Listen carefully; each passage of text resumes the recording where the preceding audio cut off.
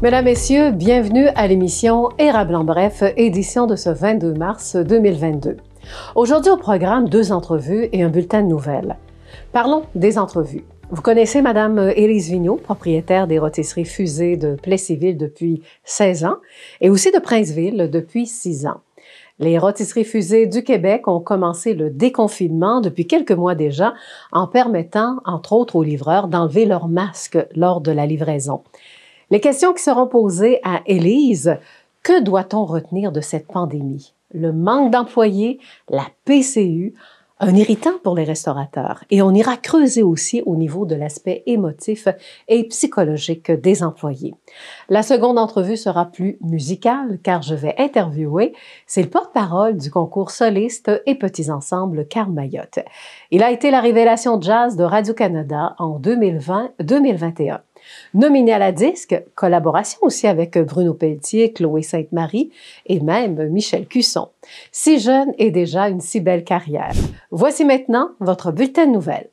Pour les manchettes, 355 000 $ pour 5 projets pour améliorer les infrastructures sportives et récréatives dans Arthabascan-Érable. Quelques faits saillants du plus récent Conseil de ville de Princeville et le dépôt du budget du Québec ce mardi 22 mars vers 16 h. Nous recevrons d'ailleurs un fiscaliste la semaine prochaine pour l'analyse exhaustive des tenants et aboutissants.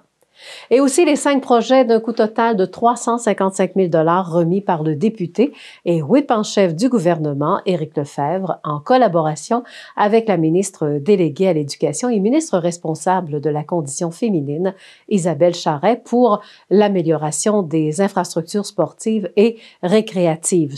On décortique tout cela pour les municipalités, les projets, ainsi que l'aide financière.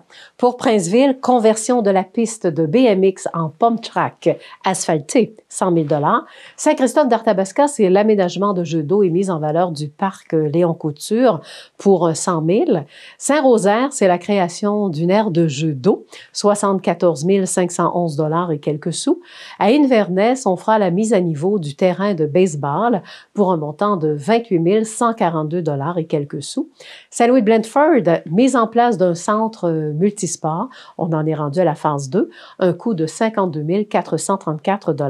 Total, finalement, pour la circonscription d'Arthabascan-l'Érable, 355 087 $ et 68 sous. Voici maintenant pour les faits saillants, cette fois-ci de la séance ordinaire du 14 mars 2022 du côté de Princeville. Alors, parmi plusieurs dossiers, dont celui visant à nommer un nouveau directeur général en lien avec le départ à la retraite du directeur général actuel, Mario Jouer. C'est Dominique Doucet qui a été désigné pour lui succéder. Monsieur Doucet entrera officiellement en fonction le 19 avril prochain. La Ville a annoncé également la signature d'un protocole d'entente avec la Ville de Victoriaville en matière de sécurité incendie. Princeville confie donc la gestion, la supervision des opérations, de la formation, mais aussi de la prévention ainsi que l'administration de son service à Victoriaville. Toutefois, chacune des 2 villes demeure responsable de son personnel, de même que de ses équipements, ainsi que de ses infrastructures. Par la même occasion, le conseil municipal a confirmé la nomination de Pierre Bouffard au poste de chef de district de Princeville. Alors voici maintenant nos 2 entrevues. Nous vous souhaitons un bon visionnement. Aujourd'hui, à l'émission Érable en bref, nous allons interviewer Madame Élise Vigneault, qui est propriétaire de 2 rôtisseries Fusée. Plessisville, mais également Princeville. Pourquoi c'est mon invité aujourd'hui? On parle de l'avenir, des impacts de la pandémie sur la rôtisserie Fusée et aussi sur les gens d'affaires et également femme d'affaires qu'est Élise Vigneault. Bonjour Élise. Bonjour. Élise, merci premièrement d'avoir accepté notre invitation. Ça fait plaisir. Parce que là, on va parler du passé, du présent, mais aussi de l'avenir. Juste en résumé, est-ce que ça a été compliqué, la pandémie, pour Élise Vigneault elle-même? Oui, je pourrais dire que ce fut compliqué, stressant, parce qu'on est toujours habitué de prévoir nos horaires, notre approvisionnement. Et là, tout était presque... on devait presque le gérer de jour en jour. Ça fait combien d'années que vous êtes propriétaire de la rôtisserie Fusée à Plessisville? 16 ans. Et vous avez une deuxième franchise? Oui, à Princeville, avec 2 anciens employés. Et ça l'a fait 6 ans, justement, la semaine dernière. Et vous êtes également partenaire Oui. du côté de Princeville. Oui. Avant de rentrer dans le monde de la restauration, vous allez me voir venir un peu parce que moi, je pense pandémie. En pandémie, on dit que si ça s'aggrave, parce que là, on vit quand même à une époque même de temps de guerre, entre parenthèses actuellement, mais disons que ça chauffe dans certains pays. Un peu partout. Un peu partout dans le monde également. Alors, on se disait, ce serait plaisant d'avoir une ferme. Vous avez déjà possédé une ferme. Oui. Bon. Et est-ce que vous regrettez votre décision aujourd'hui quand on parle de pandémie? Non, pas du tout. On est encore tout près de la ferme. Oui. Puis, dans le sens de survie. Là, oui, oui.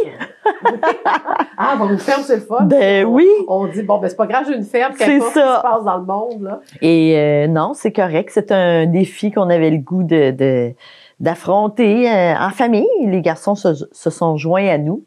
Donc, non, tout est correct au moment où on le vit. Bon, comment vous avez vécu la pandémie? Là, on est vraiment rendu dans le présent. Oui, ça n'a pas été facile. Ça n'a pas été facile. Pourquoi vous dites ça? Là? En quel sens? C'était pas facile parce que, comme je disais tantôt, stressant, puis à gérer à chaque jour, parce qu'on a eu beaucoup de problèmes d'approvisionnement. On avait de la difficulté à avoir nos stocks. Oui, pour toutes les raisons qu'on connaît, un manque de personnel partout, grève des fournisseurs. Le monde du transport aussi. Oui, c'est ça. C'était difficile. Une journée, entre autres, on était à 2 heures de fermer notre restaurant parce qu'on n'avait pas eu nos stocks. Oui, puis le stock habituellement arrive à quelle heure? Le matin? C'est ça. Les stocks arrivent le matin. Donc, la journée même, tout le temps? Oui.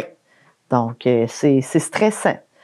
L'autre chose qui a été difficile aussi, c'est de gérer les employés qui nous appellent à la dernière minute, ce qui n'a jamais été notre cas. On a des employés exceptionnels qui prévoient leur congé.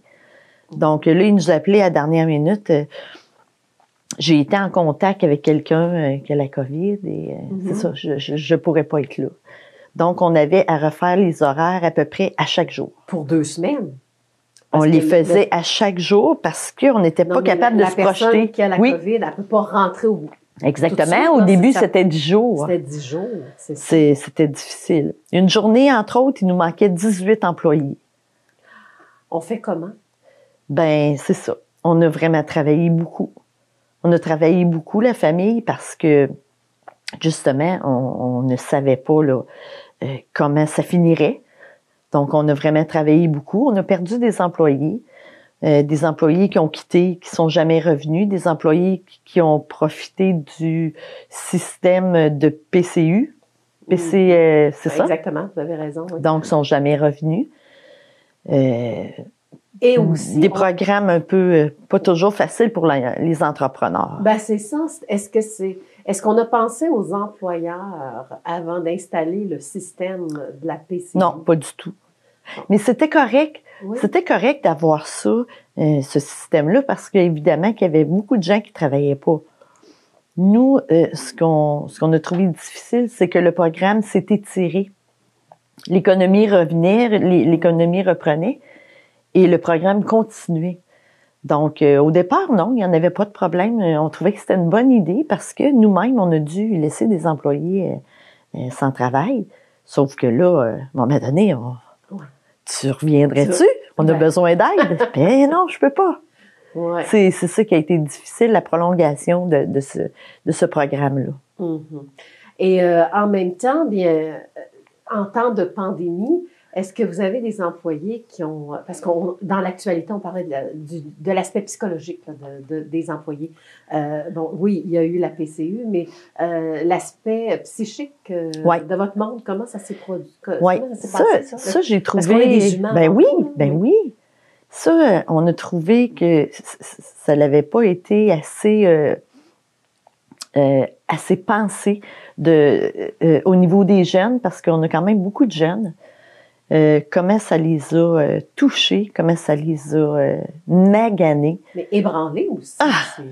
Vraiment. Fait qu'on a dû intervenir à quelques occasions, des employés complètement défaits, complètement désemparés, complètement tristes, des employés joyeux, sportif des employés impliqués dans toutes sortes de projets à l'école que là, il n'y a plus rien. Donc, oui, on a des employés qui en ont vraiment... ça a été très difficile pour eux. Jusqu'à quitter l'école? Jusqu'à quitter l'école. On a eu des employés qui ont quitté l'école parce que ils n'étaient pas capables d'être, pas en télétravail, là, mais à distance, à l'école, ils n'étaient pas capables. En virtuel. En virtuel, c'est le mot que je cherchais. Ils n'étaient pas capables, donc ils ont laissé l'école. Nous, c'est sûr que ça l'a fait notre affaire, mais c'était conditionnel à ce que vous retournez à l'école quand la vie un peu plus normale aura recommencé. Et on vous a écouté, là, Élise, hein, quand vous avez Oui, ils sont retournés à l'école. Tu ne reviens pas travailler, là. Oui, hein, c'est ça. Oui, ils sont retournés à l'école. Oui, c'est important. Voilà, ben bravo. Ouais. Vous avez peut-être empêché des gens de décrocher, là, oui. de décrocher de l'école, là, oui, aussi. Là. Mais tu sais, on a été témoins de cette détresse-là. Même des soins à l'hôpital. Des soins à l'hôpital, là. Oui, exactement. Des soins, des pensées pas très reluisantes, très pas très. Oui, exactement. Le mot, suicide, oui. Donc, on a eu à intervenir de cette façon-là. Puis, tu sais, c'est pas toujours évident, là, pour. Tu sais, nous, on a un restaurant, là. Mais là, on devait intervenir à différents niveaux. Là. Oui, ressources humaines. Là, oui, exactement. Voilà. Et parlant de ressources humaines, trouvez-vous que le gouvernement a eu des ressources humaines dans le sens que quand on parle d'approvisionnement ou quand on annonce une fermeture, ça aussi, ça fait mal, des fermetures annoncées à la dernière minute. Là. Oui. Vous avez vécu ça, là? Oui, ça a été difficile parce que on a été fermé quand même à plusieurs reprises. On a, dans le stress que je disais qu'on a vécu, c'est qu'on avait des questions, on se questionnait, on voulait savoir qu'est-ce qui se passait, c'était quoi le projet pour la semaine prochaine, parce qu'on devait faire l'épicerie quand même. Oui. Donc, on avait entendu que peut-être qu'on serait fermé à nouveau. Donnons exemple les fêtes. Eh oui, à Pâques. Bon. Aux fêtes, on fait l'épicerie, on commande parce qu'on a des groupes à l'école, pour des petites fêtes à l'école, ou différentes écoles de la région. Et là, on nous arrive à la dernière minute et on nous ferme encore une fois. Est-ce qu'il y a eu du gaspillage? Il y a eu du gaspillage, mais je vous dirais qu'on a été chanceux malgré tout parce qu'il y a eu un achalandage au service à l'auto et en livraison. Bon, on peut dire que c'est ce qui vous a sauvé de la pandémie. Oui. Mais vous avez eu des pertes quand même. Oui, parce qu'en 2 ans, ça a diminué. Oui, bien évidemment que les profits diminuent. Puis on est des chanceux, là. Tu sais, je veux le répéter, on est des chanceux, ça continue à rouler au service à l'auto, en livraison. On a eu un semblant de vie normale, mais oui, ça a eu des effets sur les profits, sur le chiffre d'affaires, c'est bien évident. Notre salle à manger... Oui, c'est quoi, 190 places que vous m'avez dit tout à l'heure? Elle a été vide quand même plusieurs mois. Oui, bien, est-ce qu'on peut dire que les revenus ont diminué de 50 % Non, je dirais pas de 50 % mais je pourrais affirmer un bon 30 % un bon 30 en diminution. de diminution. Au départ. Est-ce que vous avez reçu de l'aide du gouvernement? Oui. C'est ça? Vous en avez reçu? Oui, là? on a été éligible au départ aux subventions salariales pour nous aider à payer les employés. Mais à un moment donné, quand on atteint presque notre chiffre d'affaires de l'année dernière, ben là, on n'est plus éligible. Ça prend vraiment un bon écart de chiffre d'affaires pour dire qu'on est éligible. Donc, il y a des restaurants qui venaient d'ouvrir. Je pense à mon ami en face. Il n'y avait pas de chiffre d'affaires, lui, l'année passée. Oui. On pense donc, ben oui, c'est ça, c'est pas évident, hein? Oui, d'ailleurs, on l'a pas de subvention. Yvan Carrier, non, ça n'a pas été facile non plus. Fait que, en guise de conclusion, comment Élise Vigneault va entreprendre l'avenir? Ça devient plus rose, là. Ça devient plus rose, c'est sûr. La vie normale revient. Faut savoir tirer des leçons de ça. Nous, ce qu'on espère, c'est que les entreprises privées, dans un avenir rapproché ou plus loin, plus éloigné, qu'on n'ait pas à fermer nos entreprises privées, nous, qu'on a mis toutes nos économies, toutes nos énergies là-dedans. On ne veut plus refermer pour sauver un système de santé qui a été mal géré. C'est ça notre souhait pour l'avenir. On veut qu'il y ait un gouvernement qui s'assure qu'une situation comme ça ça n'arrivera plus. Oui, on va être sûrement, il va y en avoir d'autres pandémies. Mais surtout qu'on soit qu'il y a eu plus. une prise de conscience avant la pandémie Ben oui, pour le système c'est de pas santé. d'hier, le système de santé, mais qu'on nous demande, nous, de fermer nos entreprises. Hein? C'est sûr qu'on souhaite pour l'avenir. Voilà. Alors, merci beaucoup de nous avoir dit toute cette vérité-là. Alors, c'est ça, je sais que ça vous a pris quand même des vacances. Ben oui! Pour décanter la pandémie, parce que Élise revient de vacances, évidemment, elle est toute bronzée. Ben oui. Parce que moi, c'est mon Ben mon non, foncé. ça va bien, Lydia. J'ai mis plus foncé pour accompagner Élise dans ses vacances. Merci beaucoup, Élise. Merci, Lydia. On se dit à la prochaine. On se souhaite le meilleur. Le meilleur. Nous allons parler un peu de musique parce que c'est le concours soliste et petits ensembles qui se déroule jusqu'au 10 avril prochain. En tout cas, quand on parle de compétition, de classe de maîtres, et la cérémonie de clôture aura lieu donc au mois de mai. Alors, cela étant dit, à chaque année, il y a un porte-bonheur, non, un porte-parole, mais c'était voulu, là, c'était voulu. Alors, je vous le présente, c'est Carl Mayotte. Bonjour, Carl. Bonjour, Lydia. Carl, c'est toujours intriguant de parler du concours soliste des petits ensembles parce que cette année, on en est quand même rendu à une 21e édition. Et vous êtes, on peut dire, le 20e porte-parole, hein, parce que à cause de la COVID, il y a une année qui a été, on va appeler ça une année sabbatique. Alors, pourquoi avoir accepté ce poste-là d'être le porte-étendard de ce concours-là cette année? Ben, premièrement, j'étais vraiment ravi puis super touché qu'on me propose ce poste-là. Parce que premièrement, quand j'étais ado, moi, j'ai pas fait le concours Soliste et Petits Ensembles, mais j'ai fait divers autres concours dans le même genre au Québec et ça m'a toujours beaucoup touché et beaucoup marqué dans mon parcours. Et je voulais comme rendre l'appareil un peu. Puis surtout, c'est super important pour moi d'aller rencontrer les jeunes musiciens, puis surtout les grands artisans de la musique québécoise de demain. Donc, c'est cette sorte de rencontre-là et de synergie qui se crée durant ces week-ends-là, ou du moins ces moments-là. Ben, je trouve ça super important. Puis, comme je disais tantôt, je suis vraiment touché qu'on me le propose, parce que pour moi, c'est un grand honneur. Maintenant, le rôle d'un porte-parole, c'est quoi exactement? Tu vas faire quoi finalement? Tu viens faire quoi chez nous à Victo, là? Ben, premièrement, ça a déjà commencé avec Cynthia, une des organisatrices. Oui. Cynthia Viel. En fait, on a déjà été faire des classes de maître dans différentes écoles secondaires pour partager et j'allais dire la bonne nouvelle, mais surtout parler du concours et puis inciter des jeunes à se lancer puis à utiliser leur courage puis à vivre une belle expérience. Dans quelques semaines, en fait cette semaine, on va faire une classe de maître en fait, je vais donner une classe de maître sur la composition. Si ça aurait été en présentiel, naturellement, j'aurais été présent toute la fin de semaine, j'aurais donné d'autres ateliers, on aurait jammé, j'aurais été voir des jeunes, leur offrir du soutien, naturellement. C'est sûr que le fait que ça soit virtuel, je vais être présent lors de la cérémonie de fermeture. J'ai aussi des musiciens dans mon groupe, on va faire sûrement une performance, des musiciens de mon groupe qui vont donner des ateliers eux aussi. Donc, c'est de tenter, je pense, d'être le plus présent pour les participants. Puis aussi, donner des mots d'encouragement, que ça soit avec un mot de porte-parole et faire rayonner là, naturellement le concours le plus possible à travers le plus de jeunes possible. Mais ça a été quoi ton déclic pour dire, moi, je vais être un musicien et je choisis le jazz? Il y a eu un parcours, là. Tout à fait. Ben, c'est arrivé assez tôt. J'ai commencé vers 13 ans à jouer de la basse, puis je jouais avec mon papa. Moi, justement, mon papa est musicien, comme je vous disais.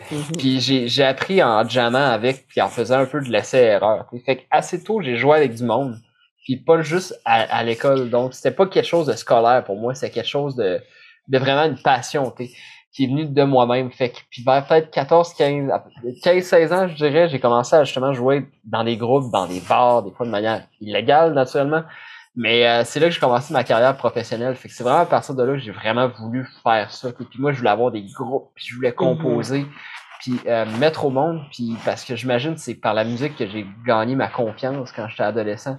Puis c'est par là que je me voyais être le meilleur. Puis, je dirais le jazz, c'est venu assez tôt aussi parce que moi, qu'est-ce que j'aimais comme musique quand j'ai commencé à jouer de la musique, c'était le rock progressif. c'est de la musique des fois parfois plus weird aussi, puis c'est pour ça que l'improvisation est venue vite dans mon parcours. Donc, le jazz est venu d'une certaine manière par la bande, parce que c'est une musique qui comporte beaucoup d'improvisation, tu sais. Puis j'ai eu des profs à l'école secondaire qui m'ont beaucoup encouragé là-dedans quand je leur ai dit que j'aimais le jazz, puis qui m'ont donné des trucs, qui m'ont dit des livres à acheter, puis c'est le même que c'est venu, tu sais. Puis je mettais des CD, des records, comme on dit, puis je m'amusais à jouer avec eux quand j'avais 14 ans, genre, puis j'ai comme développé ce goût-là pour l'improvisation, mais aussi pour le langage jazz. Et les voyages, c'est ça qui est plaisant aussi quand on fait de la musique. Hein? On n'est pas solitaire chez soi, là. Hein? On voyage. Est-ce qu'il y a des voyages marquants pour toi? Ah, énormément. Puis c'est une des choses que j'aime le plus dans le fait d'être musicien professionnel. Comme tu dis, c'est de voyager. Oui. J'ai parcouru presque tout mon Québec. Il me reste l'Abitibi, qu'un jour, je vais y aller. Mais tu sais, j'ai joué à plein d'endroits. J'ai même joué dans sa Côte-Nord, très loin. J'ai eu la chance d'aller en France. Naturellement, c'est des voyages qui m'ont beaucoup marqué parce que, je veux dire, c'est toujours spécial d'aller jouer de la musique en avion. Puis j'étais allé à Saint-Malo, à Belfort, à Paris. J'étais allé jouer devant des auditoires. C'est super trippant. Je me suis amené. J'étais allé en France pour 3 jours pour 2 concerts. On a failli manquer notre avion. Je veux dire, des histoires rocambolesques, là, Oui, les levées du corps du lendemain, des fois, hein, des lendemains de veille de musique aussi. Mais raconte-moi tes rencontres artistiques avec des artistes aussi, là. Bon, un nom qui me vient, Bruno Pelletier, par exemple. Oui, ben, Bruno Pelletier, l'affaire, c'est que ça a marqué beaucoup mon parcours parce que quand j'avais peut-être 18-19 ans, j'avais participé à ce qui s'appelait à l'époque la boîte à musiciens à Québec, puis tu sais, justement, je commençais ma carrière, tu sais, puis on a accompagné cette fois-là Bruno Pelletier, tu sais, c'était quand même un gros nom, puis c'est la première fois que j'accompagnais un artiste de cette trempe-là, tu sais, fait que d'avoir pu jouer avec lui, même certaines pièces que j'ai grandi avec. Bon. Mais je veux qu'on se quitte parce que l'entrevue passe agréablement très rapidement. La disque, l'expérience de la disque, même en nomination, là, belle expérience. Ah, tout à fait, mais surtout aussi, ça a donné une crédibilité à mon projet assez énorme. Mais malheureusement, ça a tombé durant la pandémie, donc j'ai pas pu aller, mettons, au gala, puis vivre, comme le jet set du gala La Disque. Oui. Mais reste quand même, ça a été, pour moi, un petit velours, parce que je suis La Disque de les Félix depuis je suis jeune, puis de voir mon nom là, puis parmi les meilleurs albums jazz, c'est un peu irréel pour moi, puis d'avoir aussi reçu le titre de Révélation Jazz Radio-Canada, ça a été plein de choses qui ont été irréelles cette année-là. Malgré une pandémie, il y a plein de belles choses qui ont pu me donner une tape dans le dos puis de me dire de pas lâcher. J'ai été très chanceux. Ben oui, c'est ça. Radio-Canada, Révélation Jazz 2020-2021. Ensuite, la disque, c'était pour la catégorie album jazz, je suppose. Exactement. Exactement. Et tes deux albums, prononce-les parce que je suis pas certaine de la prononciation, là. Vas-y. Alors, on a... Ça, c'est, il y a plusieurs manières de le dire. Il y a le premier, c'est fantôme, c'est la vieille manière de l'écrire, mais j'aime ça le dire fantasme, la manière qui est appelée. Moi, j'osais pas le dire, il va rire de moi, tu sais. Non. OK. Ben, souvent, je dis de même parce qu'il s'appelle comme ça, puis en fait, c'est la vieille manière d'écrire le mot fantôme. C'était proche aussi du mot fantasme, qui était un peu ce rêve-là de faire cet album-là. C'est vraiment un fantasme pour moi, puis il y a mon deuxième album qui s'appelle Pop de Ville, Volume 1. On va d'ailleurs aussi avoir un nouvel album qui va sortir au mois de mai, qui va s'appeler Escale. Je vous dis ça de même, en fait. Fait que restez aux aguets. Tu vas le présenter pendant la cérémonie de clôture au mois de mai, je gage. Presque. On va être proche, en tout cas. En guise de conclusion, je vous laisse le mot de la fin. Parlez à vos jeunes là, que vous allez rencontrer jusqu'à fin mai, dans le fond. Vas-y, je t'écoute. Oui. Merci beaucoup, en tout cas, Lydia, pour l'entrevue et tout. Puis si jamais il y a des gens qui participent au concours qui sont là, je vous dis, ayez du fun. C'est ça le but de la musique en premier, c'est d'avoir du plaisir. Puis si jamais vous êtes stressé, rappelez-vous juste que le lendemain matin, vous allez être encore des musiciens ou des musiciennes. C'est juste ça, vous allez juste être meilleur et avec plus d'expérience. Fait que ayez du plaisir. Et pour le public, il y a un site où on peut aller écouter les concerts, entre autres? Oui, en fait, toutes les infos vont sûrement être sur le site du concours Petit Ensemble et Soliste, excuse-moi, concours Soliste et Petits Ensemble. Donc, Parfait. J'ai même vidéo.concoursoliste.com. Alors, vous pouvez aller faire tout simplement cela. Sur la page Facebook. Oui, puis on va le placer à l'écran, il n'y a pas de problème. Carl Mayotte, comme on dit, on fait de l'improvisation. Je vous remercie pour cette entrevue très agréable. Vous avez une belle énergie.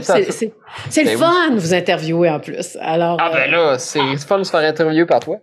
C'est vous la jeunesse. Salut, à la prochaine, Carl. Avant de terminer, suite à la tempête des corneilles, ou encore on l'appelle la tempête des poteaux, tempête des sucres ou tempête des granges, eh bien le printemps est enfin arrivé. Alors c'est d'ailleurs arrivé en fin de semaine. Cela signifie l'arrivée des corneilles, ça veut l'arrivée des oiseaux, de leur avancée, retour des pionniers des pantalons courts ou encore les shorts, les bonbons de Pâques, l'ouverture des terrasses, les visites à la cabane à sucre et aussi la première crème glacée à l'érable de l'année que je vais m'empêcher d'aller goûter après ce bulletin de nouvelles. Érable en bref se termine ainsi. Là-dessus, passez une bonne semaine. Et si vous voulez revoir nos émissions, elles sont disponibles sur notre site web tvce.org. Merci d'encourager votre TVCE pour vos nouvelles locales et régionales. Toute l'équipe de la TVCE vous souhaite une excellente semaine et surtout à la semaine prochaine.